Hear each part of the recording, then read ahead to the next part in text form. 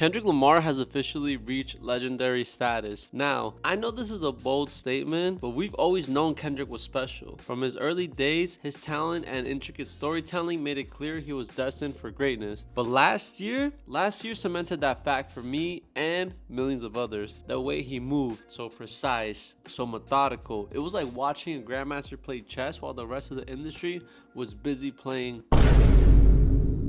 Look, for over a decade now, Kendrick has maneuvered through hip-hop's landscape like a strategist, carefully exchanging subliminals, responding without really responding, and maintaining this air of mystery. And then, when the moment was right, he struck with the precision of a 9th episode of Game of Thrones. A calculated move that sent the industry into a frenzy. To be honest, who expected that? No one. Absolutely no one. Kendrick never had any intention of being confined to the big three conversation. That's exactly why he declined to appear on First Person Shooter. He was never interested in being placed alongside others. He wanted to stand alone, but that didn't mean he was gonna stay silent. When he heard the song, he had a few things to say. I'm not gonna rehash the entire beef. We all know the storyline at this point, but let's touch on some key moments. When J. Cole removed himself from the situation, many didn't understand why. In hindsight, it was the smartest move he could have made. He saw what was coming and knew exactly what Kendrick was capable of. But Drake had other plans. He knew his impact and he wasn't about to let anyone take his spot. Say what you want about Drake, but he stood his ground, and that in itself was respectable. But it was also a mistake. Kendrick had been waiting for this. He knew Drake wouldn't back down, knew he'd walk right into the trap, and he did. Kendrick anticipated every move and responded with the confidence of an artist who's mastered his craft. What followed was what will go down as one of the greatest diss tracks of all time. Yes, I said this is the best diss track of all time, alright? Not Like Us is the perfect diss record. Say what you want about the beef not being over, say it's overplayed, but the facts are facts. Kendrick publicly dismantled Drake's entire career in a type of way. Obviously, he's still successful. As we've seen, he'll always be. He's Drake. But what's even crazier is he made it a hit. That song isn't just a diss track. It's a cultural moment. A song so deeply ingrained in hip-hop history that it'll be studied, dissected, and referenced for years to come. It's catchy, aggressive, calculated. Every element, the beat, the flow, the rhyme schemes, the metaphors, the wordplay, all masterfully executed. And at its core, it's pure hip-hop. Kendrick injected life back into the genre at a time when many thought it was declining. And what did the song win him? 5 Grammys, a #1 spot on the charts, and a lot of recognition. Now, if you watch my videos, you know I'm not the biggest fan of award shows, but this year's Grammys, they were alright, and giving Kendrick 5 awards that night, that was well deserved. But then, just 7 days later, he followed it up with a Super Bowl performance. Let's talk about that performance. It wasn't the most explosive or entertaining show by traditional standards, but it was filled with artistry, intention, and substance, which matters a lot. While most artists would use that stage for a flashy moment, Kendrick used it to send a message. He brought hip-hop to the forefront in a way that something many wouldn't even have dared to do on that platform, and that's why he has to be respected, because he never compromises the art. But aside from the message he was trying to deliver, he made sure to finally put an end to this beef. Officially, in front of millions of people, he let his pettiness win and publicly called out Drake while smiling maliciously at the camera.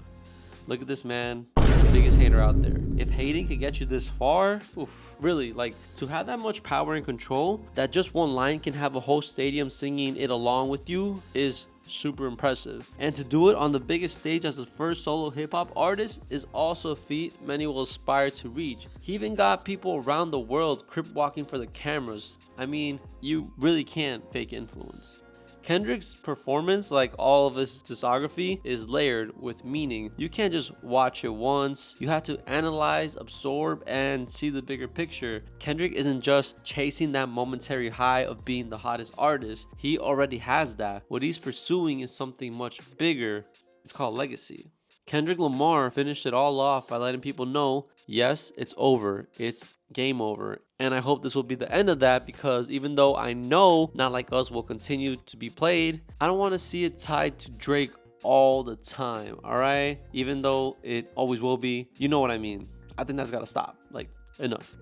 But when we talk about Tupac, Biggie, Nas, Jay-Z, Eminem, Kendrick is and will be in that conversation. His music will be studied, his impact will be measured, and he will be remembered as one of the greatest to ever do it. I'm sure kids will analyze his work and be inspired by it and strive to reach the bar that Kendrick has set. And let's be real, there's no one in this generation that can match him. He's operating on a whole different level. Kendrick Lamar isn't just another rapper claiming greatness, he's proving it with every move he makes. Even in his interview with Ebro and Adeska on Apple Music, you can hear the passion in his voice. He doesn't rush his answers, he takes his time, carefully crafting each response with some insight and depth. His knowledge of hip-hop culture isn't just surface level, it's literally ingrained in him, shaping the way he approaches every bar, every album, every decision.